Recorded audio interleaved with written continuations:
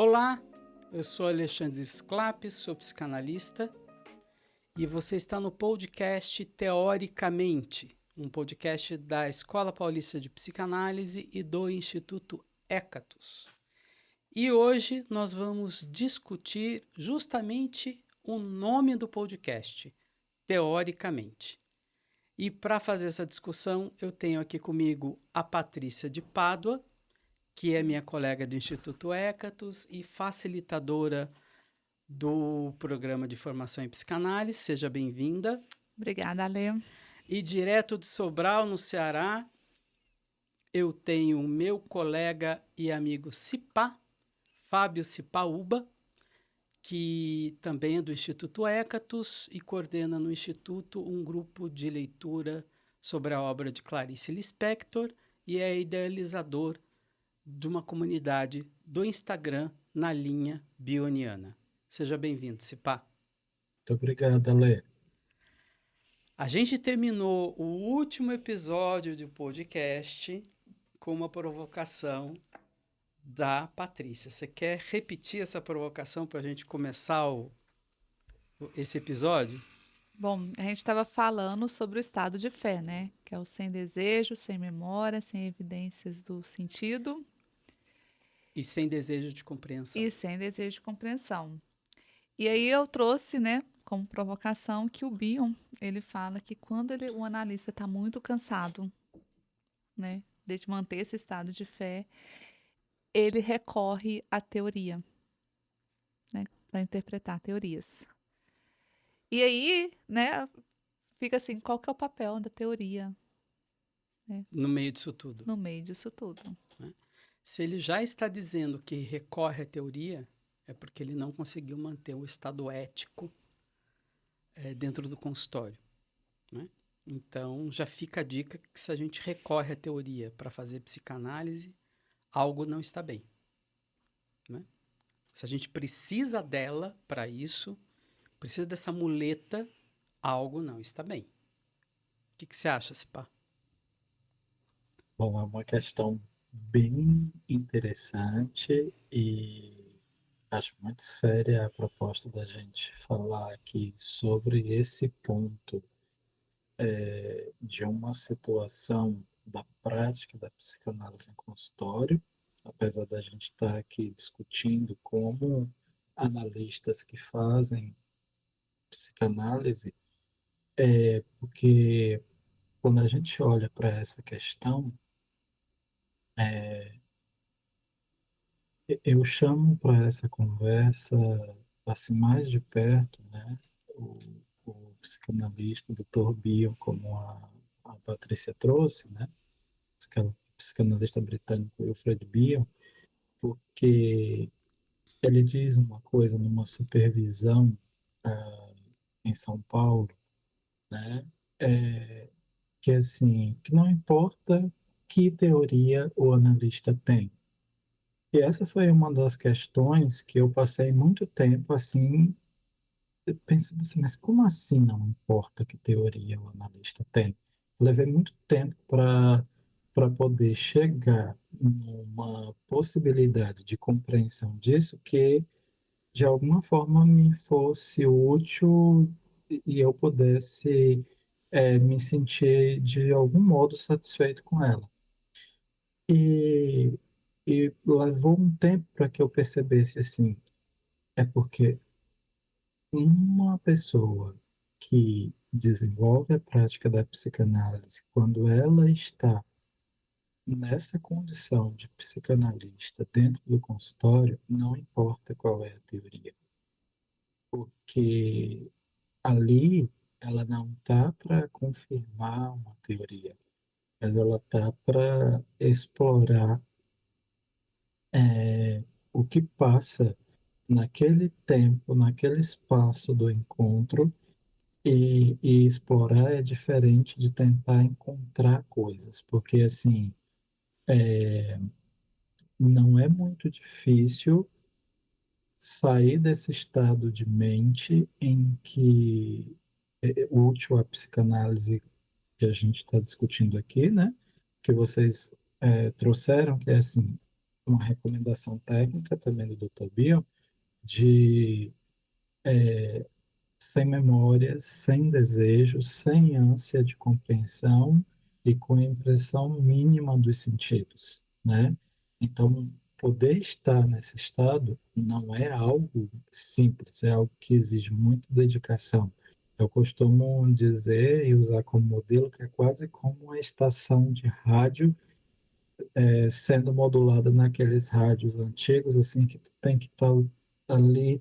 É muito sutil a faixa onde tu vai colocar ali e vai conseguir dizer assim, bom, para aí e vamos permanecer aqui até o momento que der. Daqui a pouco começa de novo um chiadinho e a gente percebe que não está sintonizando e vamos de novo para cá, porque já está pegando outra frequência, já está tocando outra música, já está dizendo uma outra coisa. Então, não é simples o analista, usando esse modelo, se manter nessa frequência, né? Não é uma coisa fácil, mas o que passa é o quanto ele está disposto a poder, aqui fora, longe do momento da análise, né, se fortalecer, pensando sobre o que ele faz, como ele faz, né, e daí sim, as teorias podem chegar, podem ser estudadas, podem ser vistas, mas não como uma explicação do que acontece lá. Pelo menos eu olho para isso dessa forma. Por quê? Porque se for assim, não, eu aprendo o que é complexo de Édipo para eu identificar o complexo de Édipo. O Édipo acontece na clínica, eu vou estudando o Édipo e identificar ali que momento aconteceu o Édipo. Estudo identificação projetiva porque vai ter um momento na clínica que o que aconteceu lá é identificação projetiva e quando acontecer, eu sei que é a identificação projetiva. Se é isso que está acontecendo, para mim, isso não é a psicanálise como eu penso. Isso é um jogo de identificação de compostos teóricos a partir das atitudes e pensamentos de uma pessoa, por exemplo. Eu tenho um nome bem mais simples, chama contratransferência. Pura, pura, né? Que deveria ser tratado na análise do analista. Né? Para que ele precisa dessa muleta? Né? Que não consegue estar ali presente. Você sabe, eu já te falei, né, que eu amei o nome do podcast, né? Teoricamente. E principalmente a forma que ele foi desenhado, assim, Espera né? aí. Teoricamente. Porque me fez pensar tanta coisa, tanta coisa. Comecei assim, né, pensando que a gente já estava conversando. Teoricamente, quando a gente começou falando o que é psicanálise, a gente fala, a gente pode falar um monte de teorias de psicanálise e a outra é viver a psicanálise. De repente, aí eu olho, você tinha falado teoricamente, eu não tinha visto o desenho Sim. Aí depois separa teórica e mente, Uhum. né? Porque eu fiquei pensando assim, quando a gente fala teoria é uma coisa e a mente, essa mente da psicanálise é o que a gente entra em contato. Sim. Que aí separa duas coisas, né? E a teoria pode mentir. Ah, mas eu ia falar. Perdão. Poxa! Perdão. Gastei um. Você tá vendo, Cipá? Me preparei toda pensando. A gente faz um corte, Não, Não deixa sem precisa. corte. Vamos lá, né? A vida sem ser editada. Mas aí foi. Eu tinha pensado nisso também, que a teoria mente. Né? O Bion, ele faz uma crítica em elementos de psicanálise. Aliás, ele faz crítica em todos os livros dele. Mas em elementos ele deixa muito explícito que a teoria psicanalítica ela é abstrata demais para ser usada em um caso singular. Uhum. E muitas vezes a descrição do caso singular é singular demais para caber dentro da teoria psicanalítica. Não é? É uma tensão que ele apresenta o tempo todo. E voltando agora a alguns episódios, né, dessa série que a gente está gravando, que é psicanálise, etc., que são os 3 últimos, recomendo que vocês assistam para entender essa crítica. A depender da teoria do analista, ele quer curar. A depender da teoria do analista, ele sabe o que encontrar. A depender da teoria do analista, ele vai ver Édipo em tudo. Identificação projetiva em tudo. Quem nunca leu o livro do Christopher Bollas, Histeria, e começou a ver histeria em tudo quanto é lugar? Não é? Porque é o peso da teoria. A explicação que acalma a gente. Ou ler, né, o artigo lá, a inveja na vida cotidiana, e de repente você fala, gente, a inveja acaba em tudo, né?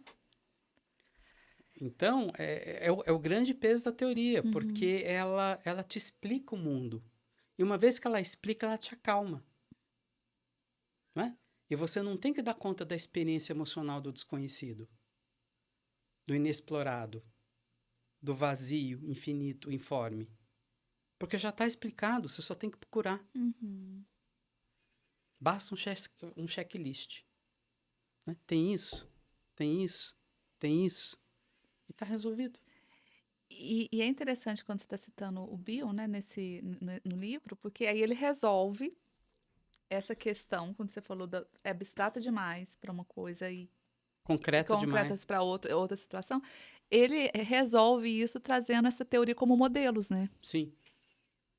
Posso usar como modelo? Posso. O que eu quiser como modelo. E talvez valha a pena, né, porque está ouvindo, saber essa diferença da teoria e do modelo, né? A teoria busca uma explicação do que está acontecendo. E o modelo são relações de objeto com objeto. Ou seja, me servem para chamar a atenção de uma relação para o meu paciente que está acontecendo ali naquele momento. Não é uma explicação teórica do que está acontecendo. É só chamar a atenção. Olha, isso está se passando. Não é? E muitas vezes uma teoria pode servir para isso. Mas pode servir uma teoria, uma fábula, um mito, um livro que a gente leu. Qualquer coisa. Qualquer coisa pode servir. Né? Aquilo que eu considerar mais adequado àquele paciente. Eu, pessoalmente, evito fazer qualquer analogia a teorias psicanalíticas, porque o risco de cair na explicação, inclusive em mim, é enorme. Né? Em mim, não estou falando nem pelo paciente, estou falando por mim. Então, eu prefiro muito mais citar o Pequeno Príncipe do que citar Complexo de Édipo, porque né, não tem uma penumbra grande que me arraste para uma teoria, não é? E reduz o paciente a uma teoria. Reduz aquela experiência dali, daquele momento a uma teoria. Porque não cabe, porque é singular. E a teoria, por natureza, ela não é singular. Né? A definição de teoria é algo que não é singular, ela é abstrata, ou seja, ela é para várias situações. Então, poder delimitar o que é a parte abstrata da psicanálise e o que não é a parte abstrata da psicanálise, eu acho extremamente relevante e útil. Né? E não tomar tudo como verdade. Tem Édipo, tem isso, tem aquilo, tem aquele outro. O Bion ele vai fazer uma crítica no capítulo 2 de atenção e interpretação avassaladora em relação ao modelo médico. Né? Onde, se a gente for olhar a história da psicanálise, ela começa com a medicina. E o Freud mantém o pensamento médico. A despeito de todo o seu desenvolvimento, o background é médico. Melanie Klein, background é médico. Lacan, fica aqui a discussão, para o diálogo, retira a medicina, mas coloca estruturas que mantêm a mesma coisa, estruturas psicopatológicas. Né? Então, assim, a depender da teoria que o analista trabalhe, vai impactar nessa ética que a gente vem discutindo há 3 episódios. Impacta na escuta, né? Porque eu achei interessante quando você traz a questão do rádio. Né? Porque, bom, se eu tô acostumado a só ouvir uma estação, eu não tenho uma sensibilidade para ouvir outras. Né? Porque, assim, quantas vezes a estação muda, mas ela entra bem sutil. Né? Tem um barulho, tem alguma coisa aqui. E, bom, se eu tô acostumado a ouvir só um tipo de coisa... Eu não vou perceber. Não vou perceber. E pior, às vezes já passou e eu quero voltar para lá, né? Sim. Já passou e eu quero voltar para lá. Sim. A notícia já está velha e você quer voltar para uma notícia velha. Não é? Escutando vocês, eu fiquei pensando aqui na importância de como o, a pessoa que faz psicanálise, né, que tem essa função, esse ofício de analista, da importância do momento em que ela vai estudar as teorias, né? Assim, qual o propósito leitor, né, de uma pessoa quando está na formação analítica, que ela lê Freud, que ela lê Klein, que ela lê Lacan, que ela lê as ideias de Bion, por exemplo, as ideias de todos esses autores. Como é que ela se cerca disso? Se cerca isso como alguém que lê, por exemplo, Psicopatologia da Vida Cotidiana de Freud e lê isso para pensar como Freud pensava aquelas ideias naquele momento e o que que eu penso hoje quando eu leio isso. Ler a identificação projetiva de Clay, o propósito da leitura é como Clay pensava esse fenômeno. Ela pensava assim. E eu, o que que eu penso? Como o Bion pensava a experiência emocional, né? Ou qualquer um outro termo que ele tenha utilizado, e eu, o que que eu penso? Como Lacan pensava o objeto A e o que que eu penso disso? Porque que eu acho importante trazer isso também, porque não é incomum que a gente se cerque de autores ou de pensadores como salvadores da pátria, como Uhum. pessoas que sabem a Messias, verdade, os né? messias. Isso, que sabem a verdade e que aquilo é a verdade e que a partir desse momento a verdade é essa. Quando, na verdade, aquilo foi o que eles pensaram sobre como viram, de onde olharam, quando observaram. Mas você tem um papel, que é poder olhar para ti, para a tua experiência de leitor e depois para a tua experiência como analista e pensar, peraí, é, o Freud está dizendo tal coisa sobre a pulsão. Ah, mas como é que é isso na clínica? Né? Porque eu, olhando para a minha clínica, eu vejo tal coisa. Vamos pensar sobre isso. Isso não é tão assim, não. E o que que eu penso? Como eu penso, né? Que é assim, ter um papel ativo como leitor, eu revoco de novo a palavra experiência, porque para mim a palavra experiência ela é quase como se fosse uma salvação, que a gente não pode deixar ela se desgastar e assumir um status de uma palavra qualquer. Não Então, é um jargão. isso, experiência é quase como se fosse assim, está muito claro, mete a experiência no meio. Porque a partir do momento que tu meter a experiência, tem uma autoria ali que é tua e que tu vai ter que pensar, que tu vai ter que colocar em jogo. E tem uma questão também, Cipá, que é como eu penso, né? Porque pensar é experienciar, na minha análise,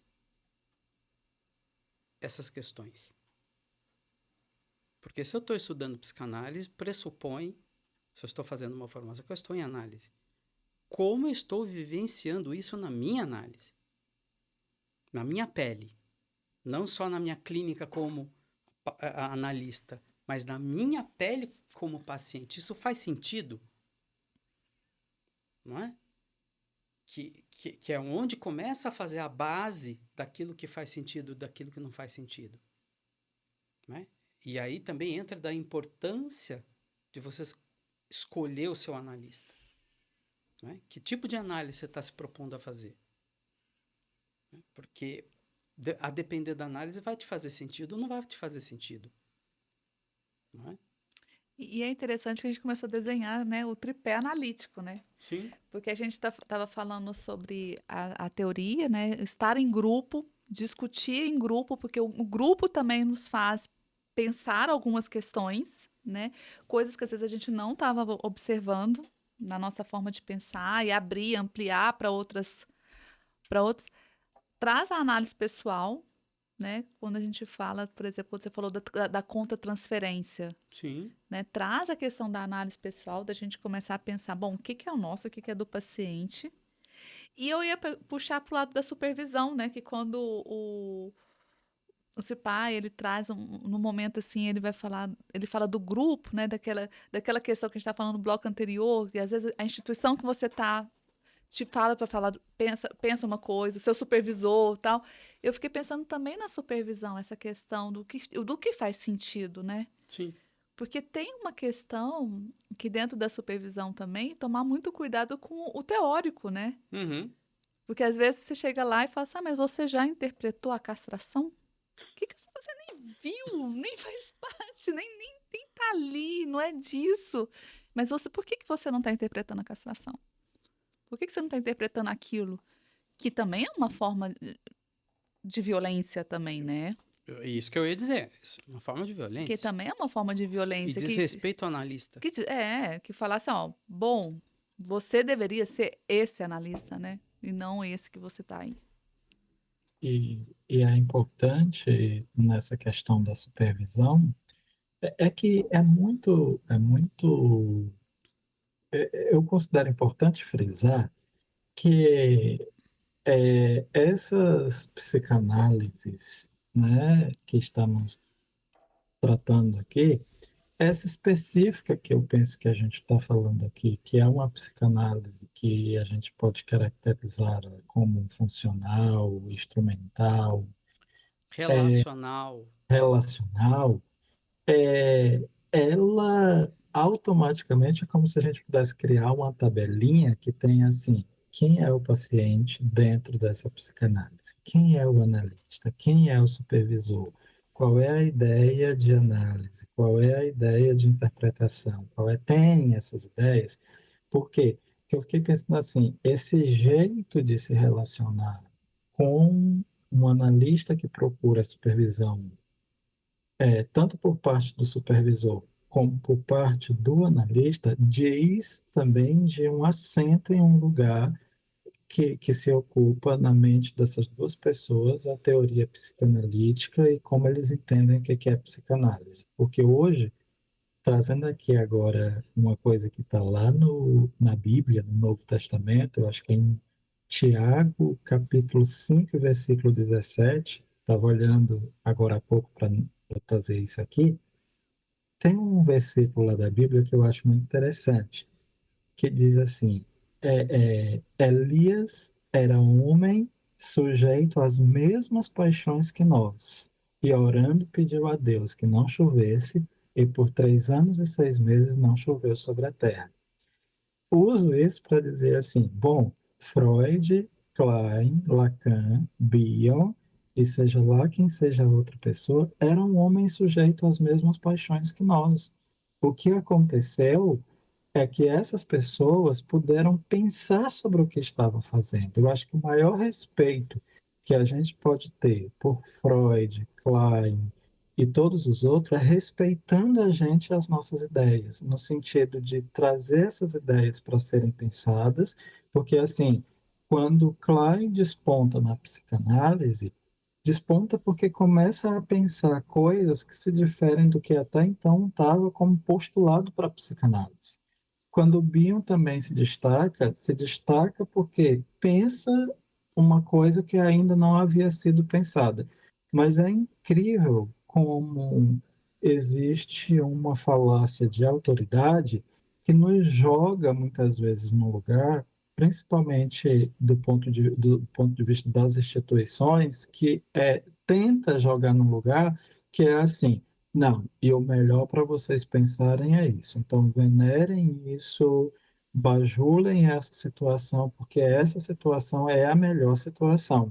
Quando, na verdade, é assim: olha, trouxe isso para ser pensado. E a gente vai pensar e depois vamos pensar assim: o que que cada um pensa disso? Por quê?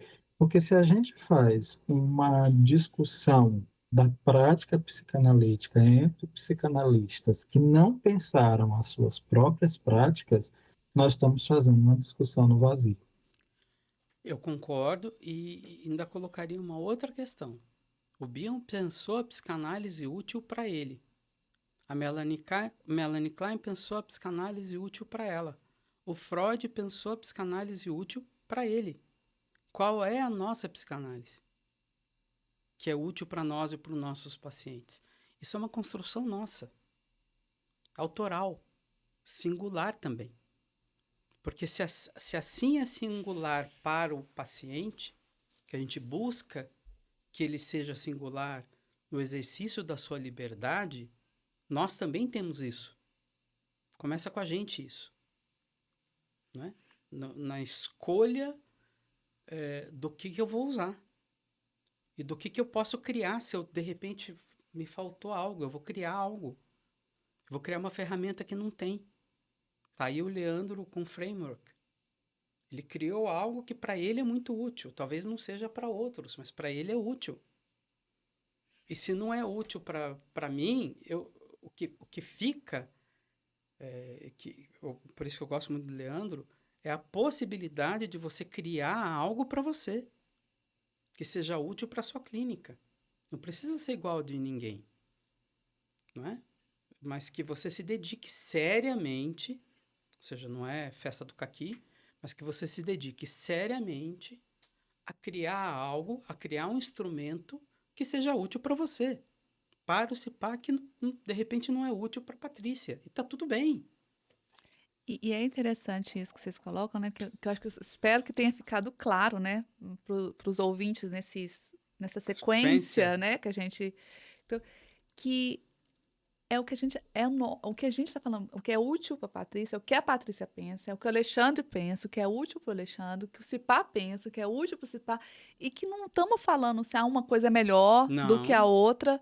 Quando eu falo, interpretou a castração, não estou dizendo quem faz psicanálise, que trabalha nessa linha e que é útil, ok. Mas a gente está falando pra gente aqui, nessa conversa nossa, o que é útil pra gente, o que faz sentido, o que não faz, o que não faz sentido, né? E de uma forma tentando mais respeitosa possível, né? Sim. Que não estamos colocando aqui briga entre psicanálise, psiquiatria, psicologia. Bom, o que a gente pensa em respeito de algumas coisas.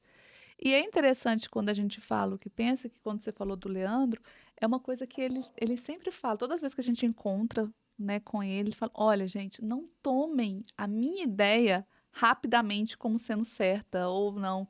É para vocês pensarem, né? O objetivo aqui é vocês pensarem, inclusive que discordarem. É ótimo quando a gente discorda, a gente acabou de falar, né? Que ajuda a gente a ir para outros caminhos. E cada um tem o seu. E assim, né? Quando a Patrícia traz isso, na própria frase, ela diz assim: o que a gente pensa, como a gente pensa, e eu passei quase que um marca-texto assim, na palavra pensa, e assim, bom, o importante é a gente poder seguir pensando, né? Esse gerúndio, ele me parece assim, muito interessante, levando em consideração a palavra como um elemento vivo e não desgastado, é assim,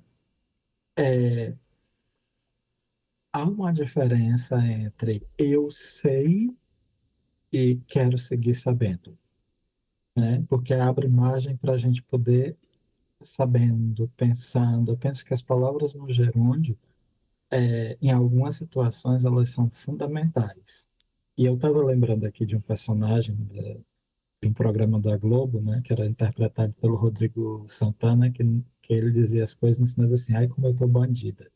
Então eu pensei agora assim, ai, ai, como eu tô bíblico hoje, porque eu pensei agora numa outra coisa da Bíblia, que é quando o Davi recebe a missão de matar o Golias, né, o grande gigante, e lá em Samuel tem um trecho que narra como é que isso aconteceu e diz assim: Saul vestiu a Davi, que era o rei da época, né? Vestiu a Davi da sua armadura. Ele pôs sobre a cabeça um capacete de bronze e o vestiu de uma couraça. Davi cingiu a espada sobre a armadura e experimentou andar, pois jamais a havia usado. Então disse Davi a Saul: Não posso andar com isto, pois nunca o usei. E Davi tirou aquilo de sobre si, tomou o cajado na mão e escolheu para si 5 pedras lisas do ribeiro e pôs no alforje de pastor que trazia, a saber, no surrão, e lançando mão da sua funda, foi-se chegando próximo ao filisteu.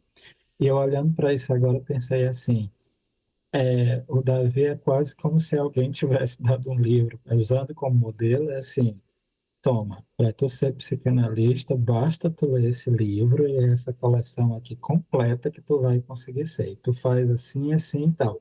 E daí, de repente, o psicanalista chega na clínica e diz: Meu Deus, em que momento eu uso isso? Não, não, não. É melhor deixar tudo isso aqui bem aqui e fazer aquilo que eu acho que sei como usar, que eu sei como fazer. O que passa é que tem essa pressão, né, de como tu deve proceder, de como tu deve ser, de qual armadura tu deve usar, né, usando isso como modelo, qual o capacete que tu tem que usar, e existe aquele que para mim é útil. Agora, entre isso, me parece que há, assim, uma aprendizagem para a gente poder ter essa rebeldia de poder dizer assim, dá licença, eu uso isso aqui. E isso aqui não me serve, não me é útil. E é interessante esse papo, porque quando você trouxe esses duas passagens bíblicas, né? Eu fiquei pensando, olha que interessante, né? A gente estava falando da teoria e é modelo. E o Cipal está usando modelo para mostrar certas relações. E não precisou de teorias aqui. Não Ninguém está precisa. falando, estão usando relações, né? E é legal também que a questão do modelo é como ele pode ser fértil, né? Pode ser útil. Porque você falou assim, ah, deixa essas armaduras de lado. E eu pensei, olha, e que legal, ainda só precisa de 5 pedrinhas ou 3 pedrinhas, não sei. Né? Que vai abrindo espaço para a gente pensar coisas que, por exemplo, você estava pensando, indo para um lado, eu já fui para o outro. E vai E ficando ver, rico. Patrícia, assim, te interrompendo sem interromper, mas assim, e é assim, tá tudo bem. O Saul precisava da armadura, do capacete, de todo aquele arsenal, mas é muito importante o Davi olhar para aquilo e não, eu não preciso, gente. Eu não vou saber usar isso. Isso não é uma coisa que vai me ajudar. Ao contrário, vai me atrapalhar. Uhum. E aqui a gente acabou de mostrar na prática a diferença entre usar teoria e modelo. Né? Assim, mais do que ficar falando sobre o tema, tá aqui. A diferença entre teoria e modelo. Né? E sem medo de ser feliz, buscar na Bíblia modelos para serem usados na clínica. Eu já posso usar o Pequeno Príncipe, eu posso usar a Bíblia, eu posso usar o que eu quiser. Desde que eu consiga, na clínica, usar esses modelos para chamar a atenção para uma relação que está acontecendo ali. E, e eu falei, e tomando cuidado, né? Que usar modelos é diferente de repente, quando eu tô usando um modelo bíblico, de dizer que é uma psicanálise cristã, né? Então, Porque aí já não estamos no modelo mais. não, Aí estamos na teoria e temos que encaixar dentro, de uma teoria, dentro de uma teoria. você perde a liberdade. Perde a liberdade. Né?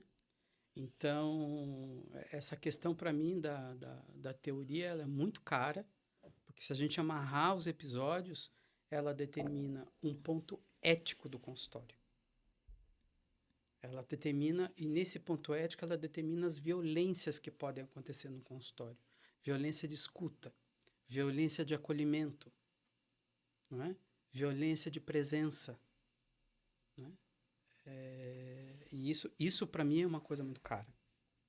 Você sabe que quando você falou da violência, teve um episódio aí, eu tinha falado de uma violência sutil. Eu pensei numa velada, que eu acho que é o pior tipo de violência que tem.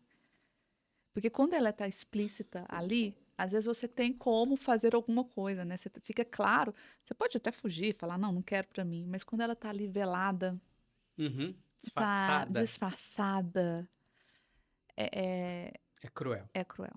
É cruel.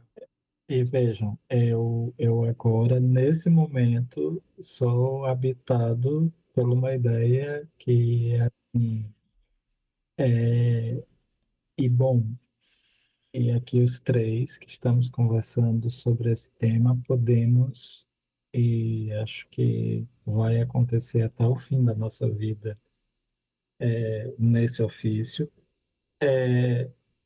Estarmos diante de tudo isso lá na sessão analítica, inclusive praticando coisas dessa natureza, porque